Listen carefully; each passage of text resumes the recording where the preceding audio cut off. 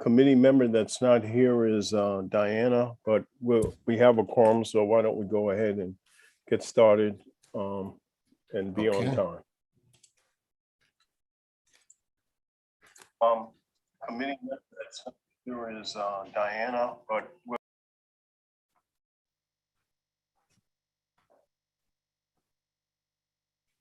good evening and welcome to the special committee meeting of the City of Norwalk Finance and Claims Committee for today, Thursday, January 20th, 2022 at 7:01 p.m. I'd like to call the meeting to order. First, I'll call the roll of the Finance and Claims Committee.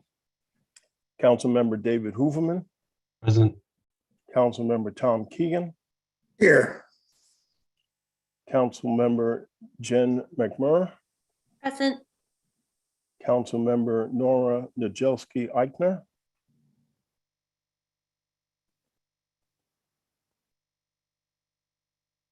Nora, are you there?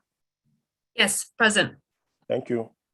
And Greg Burnett present. So we have a quorum of the committee. So we'll move right into the agenda items. The agenda was sent out electronically to everyone. So let me just also state for the record, we have council members not on the committee, but in attendance, Tom Livingston, Lisa Shanahan, Nicole Ayers, and Josh Goldstein. Thank you. So moving on to the items that we have on the agenda. So we have 3 items to address tonight on the agenda. The backup information and narratives have been sent and provided to everyone. Hopefully you had a chance to review them. Each of them relate to the special capital appropriation for the new neighborhood school in South Norwalk. This item, both the closeout of 2 projects and the start of a new project have been reviewed and approved by the BET, the Land Use and Building Management Committee of the Common Council, and the Planning Commission. Planning Commission reviewed it last night and approved it. With the assumption that the item passes tonight, it would then move to the full Common Council on Tuesday, January 25th for final approval. Let the record show that Council Member Diana Revolus, who's a member of the Finance and Claims Committee, has joined the meeting. As you go through the numbers, you'll see that item 3 and 4 total $36,842,530. And then in order to reach the full amount of the 76 million that was initially the unspent bonding, you'll see from item 2 another $39,114,864. And that will comprise the total of 76 million. However, what we're looking to approve for this project is $72 million for the project. So moving on, before we get into discussion, let me formally read the resolution number 2, which reads as follows. Requesting a special capital appropriation in the amount of $72 million to purchase property and construct a new neighborhood school in South Norwalk to accommodate 682 pre-K to 5 students. The special capital appropriation shall be funded through a reallocation of $39,114,864 of bond proceeds that were previously issued for project, and the project numbers noted, for the new Columbus School at Ely Avenue in the amount of $17,314,319, and project as noted for the Norwalk Global Studies and project as noted for Norwalk Global Studies in the amount of $21,800,545, and B, reallocation of $32,885,136 of authorized but unissued general obligation bonds or notes of the city for project as noted, New Columbus School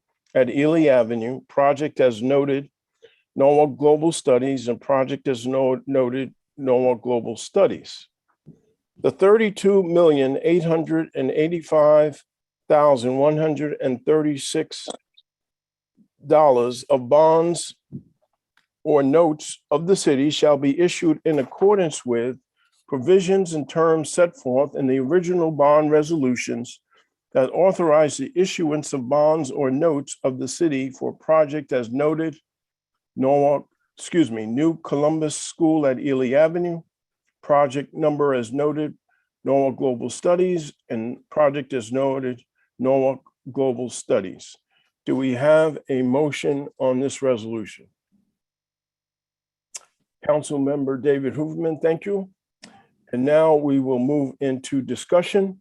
And we have with us tonight to bring us further detail on these items. I believe we have presenting will be the Norwalk Superintendent, Dr. Estrella, Chief Financial Officer for the Board of Education, Luna Osmani, Assistant Superintendent, Sandra Fayos, Building Management, Alan Lowe, and I believe also Mike Zumba. And Mike, forgive me, I don't know your formal title. That's quite all right. I'm the Director of Education Master Planning at SLAM. Great, thank you. So with that, I'll turn the floor over to Dr. Estrella and Lunda to begin the discussion. So good evening, everyone. Thank you for allowing us to present today on the South Norwalk School. As you know, this is a long-awaited opportunity for students in South Norwalk, which have not had a school to call their own in quite some time. So this project will allow the students in South Norwalk to have a community school within their neighborhood that they can attend, and also allow the mitigation of the challenges that were created when the concept of the 99 zone was designed, and having students engage in their educational experience throughout the district, and having to deal with some of the challenges around busing to schools that were at a significant distance from their home place. It also created challenges for families to be actively engaged and involved in their schools, particularly because we had families that had limited transportation and access to some of the schools that their children were attending. I'm going to turn it over to Mike Zuba to kind of present some of the statistics and data points that we utilized as we thought through this process, and to highlight why having a school in South Norwalk is essential to ensure that we have an equitable and well-resourced school in that area, like many other areas in the city have for the rest of our children. Mr. Zuba.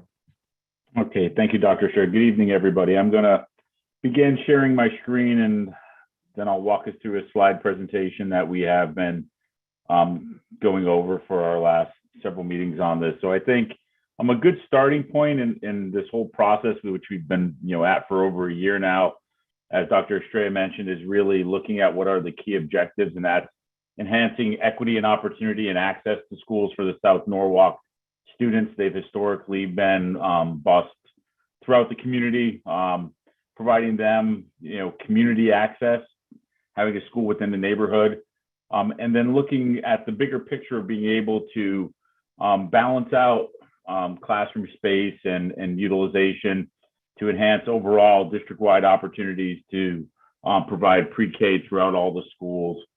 So the strategies to be able to achieve those objectives were to start with those 99 areas that Dr. Estrella mentioned and eliminate those unassigned attendance zones, and then really kind of digging in and understanding those satellite zones that are within South Norwalk that are an additional layer on top of the unassigned areas, and overall provide better options within the neighborhood. So we'll talk a little bit about some opportunities for choice and magnet programming, not only in South Norwalk, but throughout the entire district as part of this process, and achieve better balance throughout all of the schools themselves.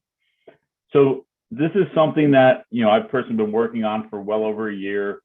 It's been an iterative process. We've gone through many different scenarios, presented them, got feedback, really understood what are the must-haves and what are the key drivers in order to be able to get to where we're at as today. And as part of this process, under this scenario I'm calling scenario 8B, but which really is the one that right sizes the school, it aligns it with the budget, and provides those necessary opportunities that were really the driving force behind this. So when we began looking at providing a neighborhood school within South Norwalk, it became really a test fitting of enrollment versus size of the school. One of the big components that changed under these newer scenarios, especially scenario 8B, which is the one going forward, was being able to have Columbus Magnet School move over to Lower Ponus. That then provided seats for students coming out of that neighborhood. Having the CMS program at Lower Ponus, it would have a total of 316 K5 students, 134 6-8 students. That's something that is going to be in the works for the coming fall. Under all the work that we did as far as the last scenarios, we really looked at creating additional space at Wolf Pit to be able to have a draw there for the future district magnet programming, as well as being able to balance. And that was one of the key pieces, was to better balance enrollment in the least disruptive way throughout the remainder of the South or the Norwalk elementary schools. So trying to define sort of the boundaries of what South Norwalk is, and it's a little bit fuzzy, but the way I went about this process, as you can see in the map on the right-hand side of the screen, was really taking a look at where we didn't have, from a school planning perspective, continuity and contiguous attendance zones. So as you look inside this black line of what I'm defining as South Norwalk, you can see these various colors representing the attendance zones. Right down the middle, you'll note that there's this gray color along South Main, as well as over along Ely Ave. This has been the traditionally unassigned zones. So students that live in these areas are assigned administrative in one of the many elementary schools throughout Norwalk. The remaining colors all correspond to other elementary schools throughout Norwalk. So where you see along the eastern boundary, this blue color represents Cranberry Elementary School. So there's over 100 K5 students that come out of South Norwalk and go up to the Cranberry Elementary School. The purple area is defined as Tracy. The red area is a satellite zone that feeds Wolf Pit. The brown color is a satellite zone that feeds Silver Mine. The orange color is a satellite zone that feeds Narmic, and so on and so forth, including Kendall and Rowayton itself. So there's many schools that are fed, and enrollment is stabilized through the number of students that live within South Norwalk. And based on the most recent numbers, we have just over 1,200 K8 students there, with 800 K5 students and 400 6-8 students that actually reside within this area that I've highlighted in this dark black line, that attend schools primarily outside of their neighborhood. In order to go through the right sizing of the school, we really looked at various data points, and the big one of those was looking at the movement of students based on not only where they reside but where they attend school. And when we were able to sort of roll back students, so taking them out of those schools that they're either assigned to through the 99 or through the satellite, we came up with that 800 students But what it really kind of shined a light on was just how many of those students are coming out of some of the other schools across the district. So as we looked at Cranberry, which is in the midst of a construction project there, about 110 students leave South Norwalk and go to Cranberry, 125 go to Kendall, 111 go to Rowayton, 95 to Silver Mine, 92 to Wolf Pit. So it had big implications on the overall use of space, the enrollment at each school, and the utilization of those total school facilities. So we ran through several options. The one that we're focusing on is scenario 8B, which had the CMS movement over into Lower Ponus and then brought forth a 682 student K-5 school within South Norwalk.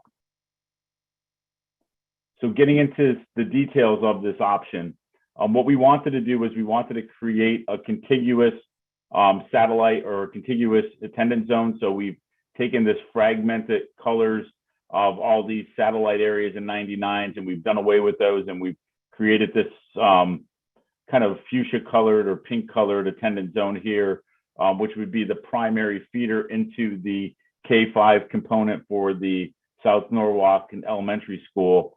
We do understand that there are a difference in the number of students that typically reside there and the overall seats that will be available. And on the 2 slides from now, we talk about some of the strategies to provide educational opportunities for those students. But overall, I wanted to take a step back and take a look at the redistricting plan that would have to be put forth in place. And I'll note that this is just a conceptual plan right now, but overall, it was a framework in order to be able to generate numbers I'm presenting tonight.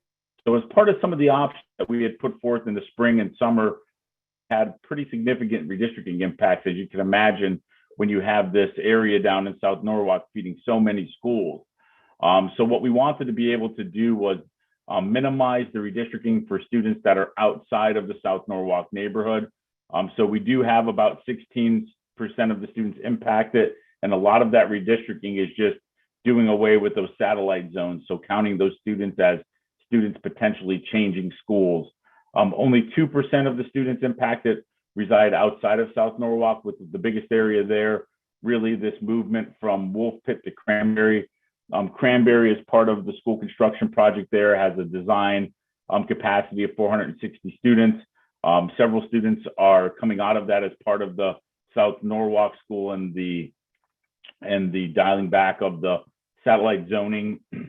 So we needed to be able to have a rezoning here to create some additional capacity in Wolf Pit for the future magnet and choice programs, but also to better utilize the space as part of the school construction project at Cranberry. So it really served 2 purposes there, and helping that along by allowing for Wolf Pit to have some free seats in order to be able to take on additional students. And then we identified one small area down along the Kendall Jefferson line there. When we generated the enrollment numbers off of this, we really wanted to be able to look at the entirety of the overall utilization across all of the schools. When we took a look at what it meant for the seat count with the changes that we're proposing, we have an overall utilization of just over 90%, actually at 91%. So we have a target capacity of just over 5,500 seats with just over 5,000 students. Through the movement of students via the redistricting, as well as some of the assumptions I made as part of the choice and magnet programming, which I could touch on, we were able to really balance utilization out across the board and really narrow the range versus where the schools are operating today. So we have all schools within 80 to 100%, and those schools that are pushing up near 100%, that's 100% of the target, not 100% of the overall capacity. So when we say 100%, that's really the ideal or the sweet spot that we're shooting for as part of this exercise. So a couple of the moves that I have talked about include some of changes just to placement. So we have a number of students that historically opt out of Silver Mine. We're moving those students. When we looked at it, it was about an average of 80 over the last several years. an average of 80 annually. So we made some assumptions and said we're going to move 80 students from Silvermine out over into Cranberry. And then South Norwalk to the Wolf Pit Magnet. That redistricting from Wolf Pit to Cranberry freed up space. So we're able to say about 90 students from South Norwalk could be able to go over and attend that magnet program there. We've historically had this Jefferson overflow into Columbus. We're assuming that that area of the Jefferson overflow, or that number of students at 90, would continue to happen. And then we've had a historic share of students coming out of South Norwalk and going up to Silvermine outside of that satellite zone of about 90 students. We're assuming that that will likely occur going forward. So what this did was this really better balance the overall use of the facilities across the board. It has the South Norwalk Elementary School at about 99%.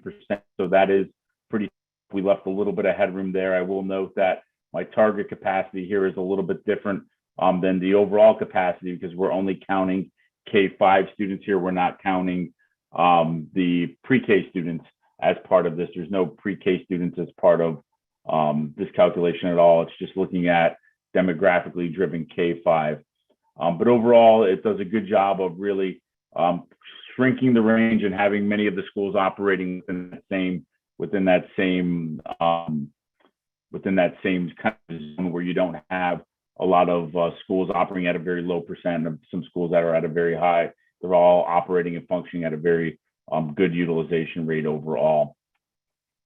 One of the other components as part of this was looking at the middle school, and with the CMS magnet moving over to Lower Ponus, that adds additional 134 seats into the middle count. So 6-8 grade grouping as part of the master plan that was wrapped up last spring.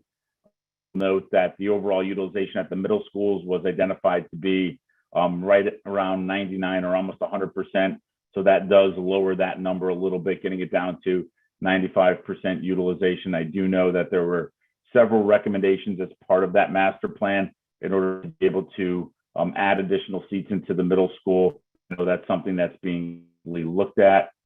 And with that, I'll wrap up sort of my more structured part of my presentation and leave it open to anybody that has any questions on any of the information that I have presented tonight. Thank you.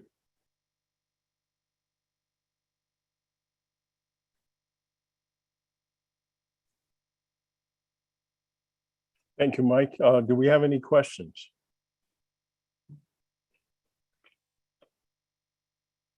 One question I did have, Mike, I know the presentation covered the K through 5, but what is the numbers, or is there any narrative as it relates to the pre-K population? I don't have any, but I can look quickly and give you what we had projected as part of the pre-K. I just don't know it offhand. Typically for pre-K, we don't demographically project. It's really a function of, do you have the right spaces for the seats, and can you fund the programs themselves there? So it's always been, if you can provide the seats and fund it, they will fill out those seats there. I can't remember offhand what that number was going forward, though. It's something I will look up and get back to you on that one.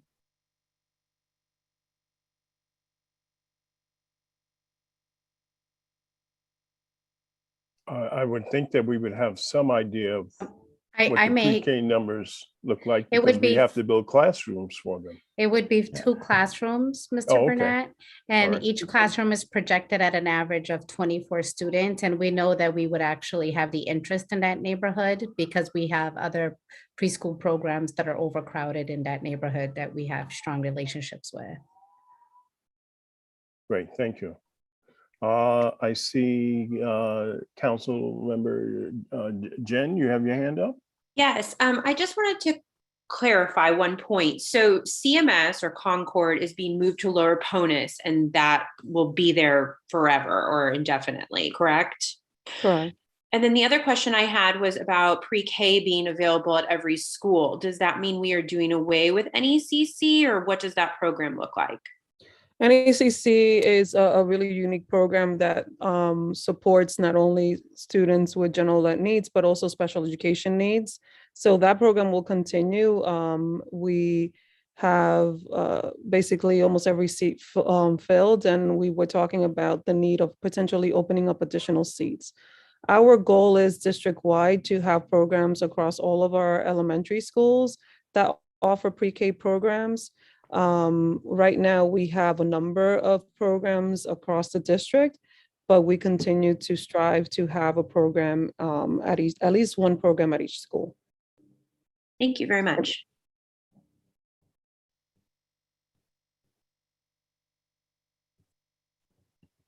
Any other questions?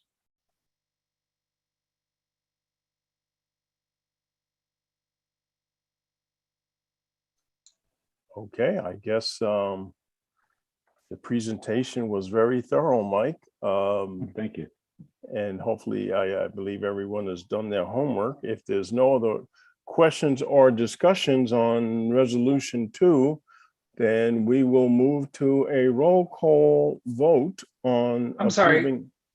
Yes. I just who is wanted to that? get Josh Goldstein. Yes, Josh. You have a question?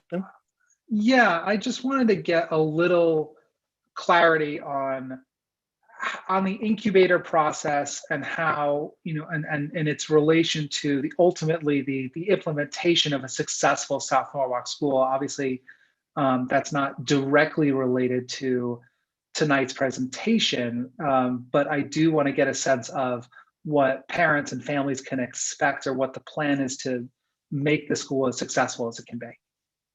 So across the country, this is a practice that has been embedded to ensure a successful opening of new schools. It's been done in Denver, it's been done in New Jersey, it's been done in New York. Those are like the 3 big places that we've seen this work done really successfully, with the purpose of being able to start small, building the culture, establishing the relationship with the community, with the parents, and in ensuring that as we are growing, developing the school, that all the essential features that yield success are present, because we're being really thoughtful in how we are developing the program and ensuring that the community is an active member and participant of that decision. One of the things that we have been very careful around in this process has been not to define what the focus of the school will be, because we really want to have active community participation. And what we want to avoid is having the school starting at the same time that there's a transition into the new site, because then you have the process of figuring out new routes and embedding new programs and all of the above in one process, rather than gradually building the school and implementing the different elements at a year by year approach to ensure that it's done well. Especially because one of the concerns of families and community members in South Norwalk is that historically in that area, schools have been under-resourced and not well managed. So we want to make sure that, one, as we build the program, that we are implementing all of the essential features that yield success, but also that we are doing it very strategically in ensuring that funding sources align to what's happening across the district at large. Alex, may I add, just for point of clarity, that we would have a location for that incubation, which would be the Concord's magnet school. Current site would allow us to actually populate that site with the families that would become the future neighborhood school of South Norwalk, whatever that gets named at some point. Thank you. And for those who aren't familiar with the concept, could you explain logistically how the incubation works? So the incubation, in the case of the South Norwalk School, will have pre-K and kindergarten students year 1. And every year you would add a grade. By the time the school is built, if everything moves forward as planned, then the school will have students in grades pre-K to second grade. And students will be transitioning into third grade as we move into the new site. But it would be a gradual process that every year you will add a grade rather than just opening up the school all at once and offering all the grade levels. That creates, to me, a chaotic situation, because it doesn't allow you to learn, grow, and develop the program as the families and communities becoming familiar with the new offering. Also, one of the things that we have to be very careful in this process is that as the South Norwalk School will be growing, it will be pulling students from other schools in the district. And as we realign resources and funding, and we also ensure that the other schools have a plan of action as that process is taking place, we want to make sure that it's done in a gradual process and not abruptly, so that all schools have an opportunity to slowly adjust and modify their program as their enrollment numbers shift and students start populating the new school in South Norwalk. And I apologize if this was covered. In terms of percentages, in your vision, you said there were going to be students that would be pulled from other aspects of the district who are not in South Norwalk. In terms of just percentages, what percentage of students do you expect in this school who would not be students who live in South Norwalk? Well, the students in this school will be South Norwalk students. What I meant was that students that live in South Norwalk are in different schools throughout the district. Okay, I see what you're saying. That will impact their student enrollment numbers. So we have to be cognizant of those shifts so that schools have time to adjust and modify their program over time. But that shifts over a fixed time period. It's not something that's a systemic thing that continues. It's mostly about the transition into the building of the school, not as a continuous issue that the district will have to deal with. Correct. Okay, thank you. But it's an important process that we have to be very careful with. Are there any other discussions or questions? Yes, Councilmember Hooverman, thank you. Thank you, Chairman Burnett. Yeah, I want to shift gears for a quick moment, if I could. All of this, I think, sounds fantastic and incredible, and I'm glad that we're taking steps. But what I would like to ask is, I see Mr. Dakowitz is on the call. I wonder if you could just sort of speak to how the numbers work, how we go from 76 to 72, and what the reallocation is of the different bonds, that the things that had been bonded for, hadn't been bonded for, and how that works from a functional financial standpoint. Sure. Good evening. Understand that we borrow funds for our capital projects, and we then allocate the money based on cash flow projections. As I've mentioned several times, the IRS does not allow us to borrow money too soon and not spend it down. It has to be spent within 2 to 3 years. So the approach we've taken in the last couple of years is we look at our borrowing capacity, and we have gone out every quarter now to all the department heads and chiefs who control capital projects. And we ask them quarterly for a rolling 2-year projection of cash flow. What projects are you spending money on? And what reimbursements do you expect to have? In this case, if you took all of the school's projects together, okay, they fall into 2 categories in my mind. One category are projects that have already been approved and will be scheduled for construction based on Alan Lowe, the superintendent, and the sequencing. We obviously had a problem with Columbus because of the lack of approval from the state, so we had to juggle the construction. The other part are schools that have not yet been proposed and approved. Okay, so from this perspective, what has happened is there was a shift because of the lack of approvals, and funds that were originally designated for projects were closed out and shifted to this new South Norwalk school. From my perspective, financially, dollars are dollars. If the school, if the public schools and the Board of Ed determine that schools A, B, and C have to be built later and D, E, and F go first, that's fine with me. I juggle the money to make sure that the funds are there for the construction they need, and they are juggling operational realities based on the approvals they needed to get. 72 million is designated for the South Norwalk School, and I will make sure that it's available based on the construction projections that I get from the schools and Allen Lowe. Does that answer your question? To a degree. What have we spent so far on the two school projects that we are now making this shift on? That I don't have in front of me. Perhaps our controller, Chisme Lamb, may have that. I have it. Alan?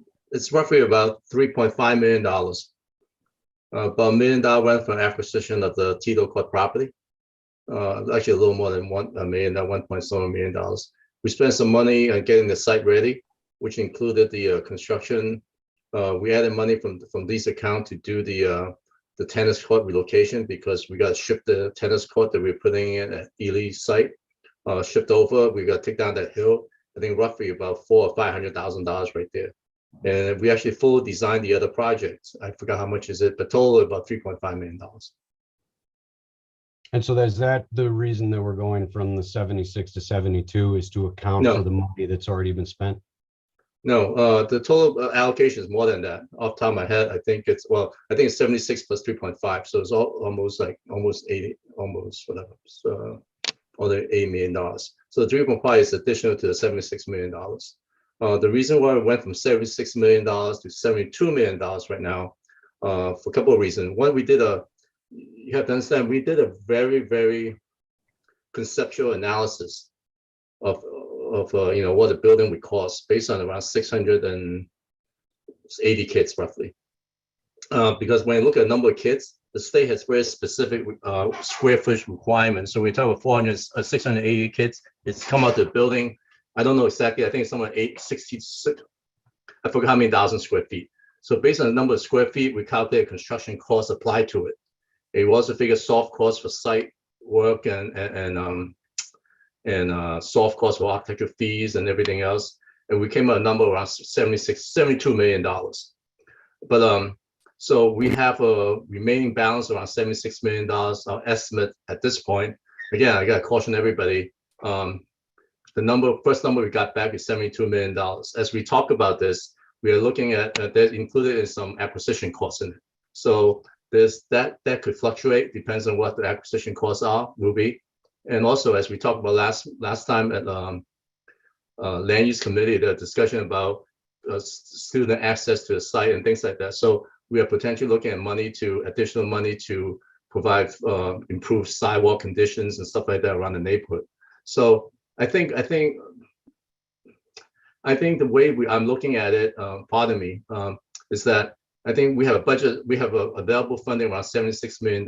We are projecting that it's $72 million. But I think that's probably I think it's the goal in terms of staff-wise. That's what we're trying to achieve.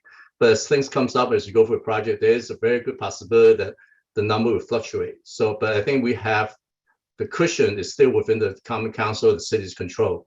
So in the event that in terms of real estate acquisition or site condition that we need additional money, then I as a staff person would come back to the city to request additional money. So again, this project is very preliminary at this point, and I think that but you give that cushion, we keep the cushion within the finance and the city's control. So you're not as allocated $76 million and that's the cap kind of thing. We are lower than the cap to 72 based on the current numbers, but it is projected that the possibility that we will come back for additional money, even within the next few months, to depending on what the acquisition costs are and things like that. Okay, thank you, Alan, and Sure. thank you, Henry. A question, Alan, going back to the 3.5 that you mentioned on the original site. I know there's potential reimbursement of that if we sell sell off the property at the 2 Tito Court locations. The remaining amount, is there any state reimbursable options as it relates to those expenses? No, the reason being that project is never approved. So what happened? I've been very clear when we started this project that all of this work we had done that has a certain amount of uncertainty, because the state at the time has advised the city that in order for them to consider, we have to control the property.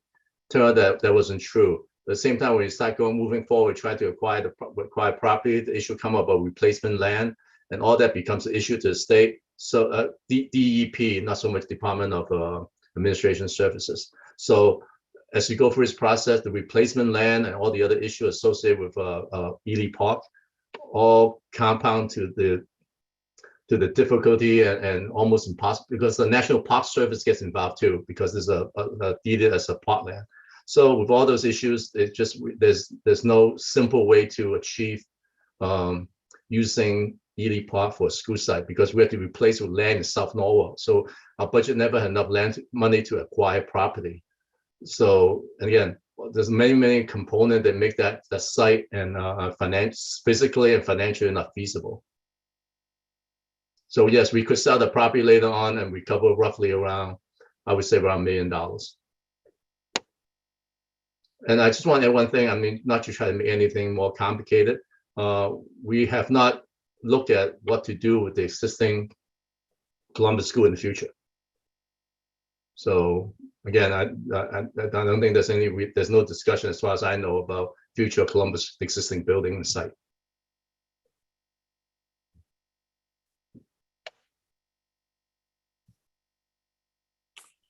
Any further questions or comments? Council Member Revelous, is your hand up? Yes.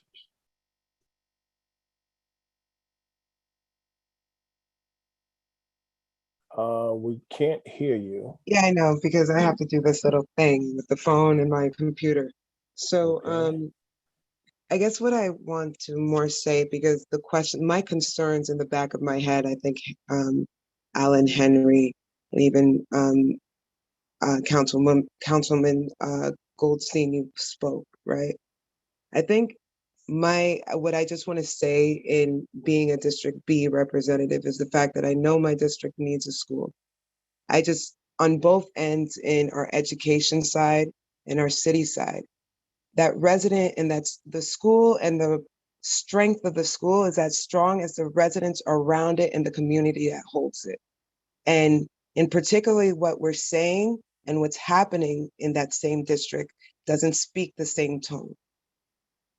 So I asked in the thoughts and how we proceed that we also think about what we're doing for those residents that we're now redistricting, to strengthen them, not only especially in a financial way, so that the school can actually truly stand at higher court. I'm also concerned about a capacity for this and the children that are going to be there. So again, if that those resources are there, the ideal and thoughts of the people and the community that holds it is around it and is strengthened, so that the items and the things in it and the schools and the programs are just as strong as the schools that they would be leaving. That's right at home.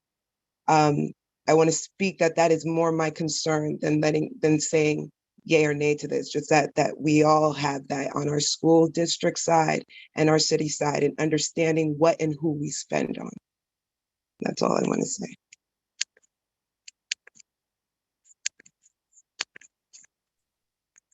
Thank you.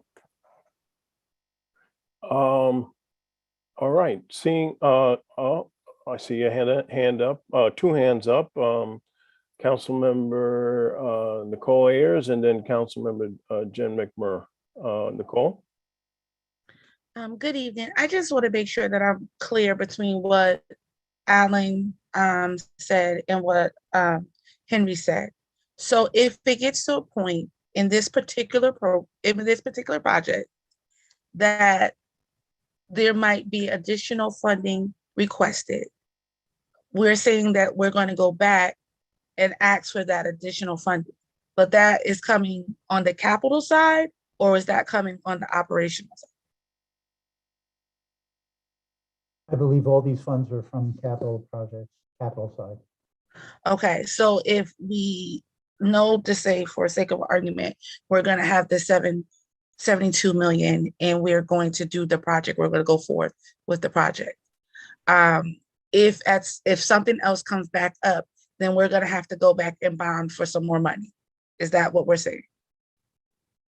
I would use the words to get authorization from the council for the funds. The bonding is a little bit separate from the authorizations. My job is to make sure that the funds are available when Alan needs them for construction projects, when Public Works needs them to pave roads. That's my job. But I can't bond until everything is authorized. So my understanding, Alan, 76 million has been authorized, but for right now, you're looking at 72 million. And if you require more based on better information, they may come back to the council and say, give us some of that $4 million.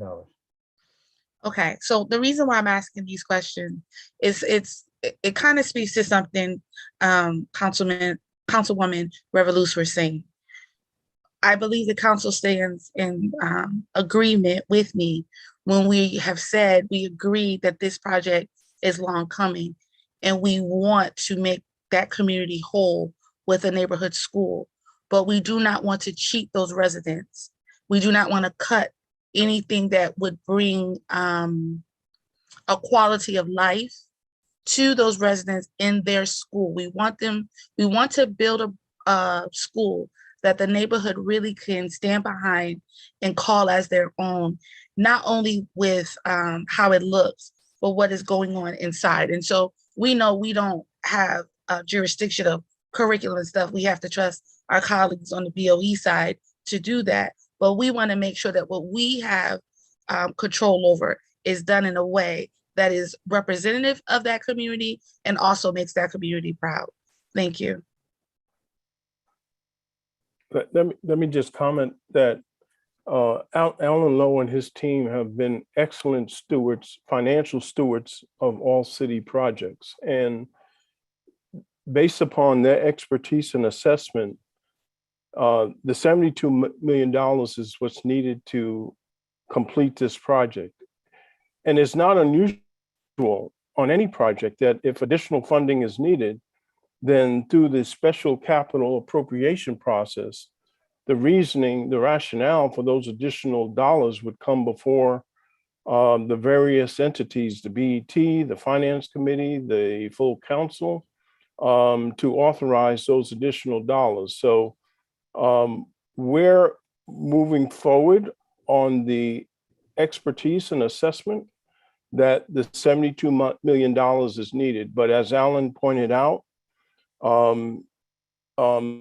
there is always the potential on any project that there could be additional funding needed. And we have a process in place to address that.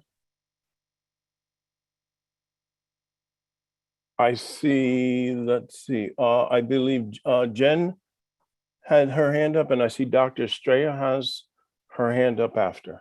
Yes, thank you. What, if any, percentage of this $72 million is going to potentially be reimbursed by the state? From the state, our current reimbursable rate for this for a full reimbursement for renovation work is at 33.2, I believe it is. But the state, generally speaking, discourage new construction.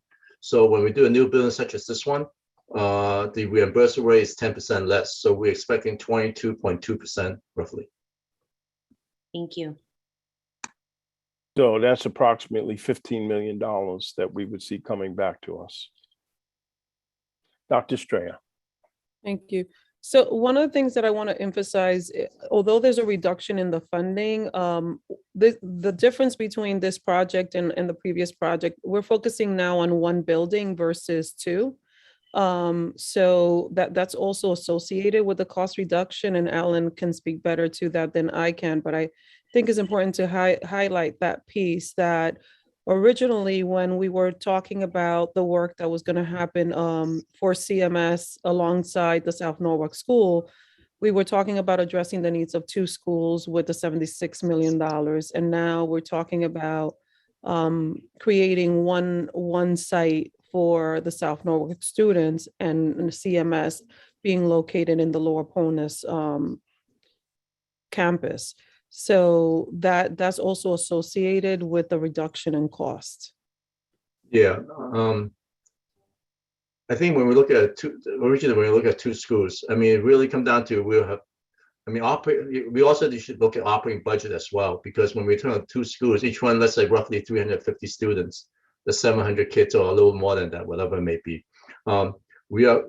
The city and Board of Ed will need to provide operating budget for two schools. That means two principals, two nurses, and on, two school operating, two buildings with its own separate operating utility expenses and all. In the capital side, we only for this we'll build a gym plus maybe some additional space for other kind of younger kids, multi-purpose space kind of thing. But it'll be generally speaking one gym, one cafeteria, one kitchen staff. So they are on the capital side. There's construction savings because we're not building again two cafeterias and two gyms. So we use some of that money, and not counting dollar kind of thing, but we're using some of that money to try to acquire property. So when you look at the overall picture, we are able to do the program. The number we come up for the construction costs and soft costs is $72 million. Is similar to what we do for all the other buildings in the city. It's really based on square footage and typical number you use to for furnitures and equipment and technology. The same number we use around for the whole district. So it's not like this building is different from any other building in the city. In fact, we are spending money in acquisition of land, and there's going to be a brand new facility. But in terms of square footage cost, it's the same across the city. So the number we have to the best of our ability is $72 million. It's fully designed. In the future, we don't have to design now, but in terms of equipment, technologies, and everything that goes, the style of the building is very consistent with all the buildings within all the new buildings within the district. And we also have the benefit that we'll be operating over time one less building than we had anticipated. If we would have built two new sites or remodeled one and built a new one for CMS and the new South Norwalk School.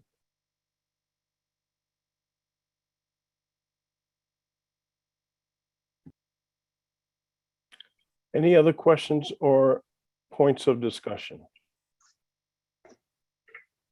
Okay, hearing, seeing none, we'll move forward with a roll call vote.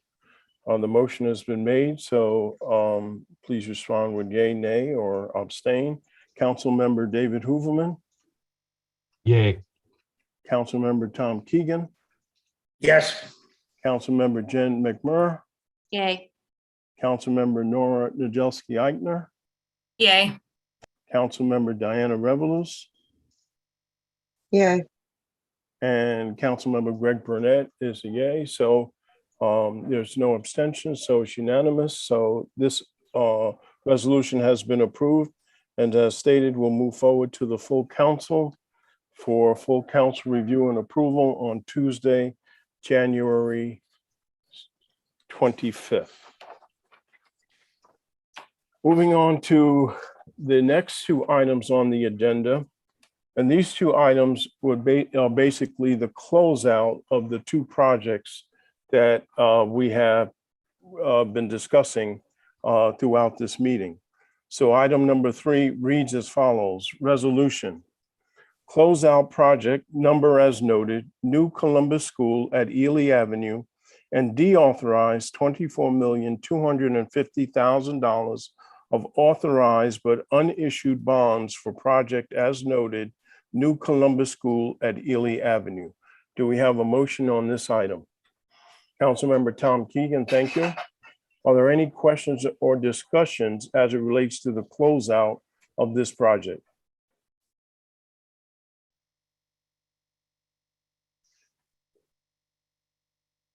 Okay, hearing, seeing none, we'll move forward with this item.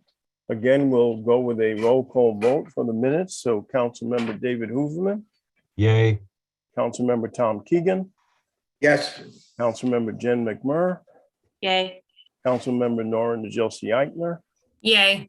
Councilmember Diana Revelous, Yes.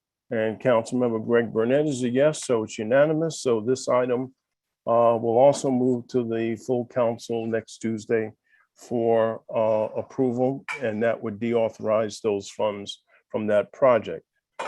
Moving on to the final item, item 4, which reads as follows. Closeout project number as noted, Norwalk Global Studies, and project as noted, Norwalk Global Studies, and deauthorize $12,592,530 of authorized but unissued bonds for project as noted, Norwalk Global Studies, and project as noted, Norwalk Global Studies. So we have a motion on this item. Councilmember Jen McMurray, thank you.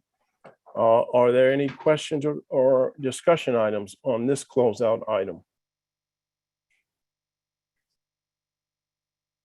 Okay, seeing and hearing none, we'll move forward again with a final roll call vote, which is Councilmember David Hooverman, Yay. Councilmember Tom Keegan, Yes. Councilmember Jen McMurray, Yay. Councilmember Nora Najelsi Eichner, Yay. Councilmember Diana Revelous, Yes. and Councilmember Greg Burnett is a yay. So this is also unanimous. So both of the items have been approved to close out those two projects. And we approved the special capital appropriation of $72 million for the new South Norwalk School. With that, can we have a motion for adjournment? Motion to adjourn. Oh, that was way too quick. I had something I wanted to say. I'm sorry. No, I'm You had to only see me wave my hand. only joking. Okay, all those in favor for adjourn, show by the raising of hands. It is unanimous. Thank you. Okay. So the meeting stands adjourned. Thank you, everyone. Have a good rest of your evening. And Good we'll night. see you next week. Thank you. Night, everyone.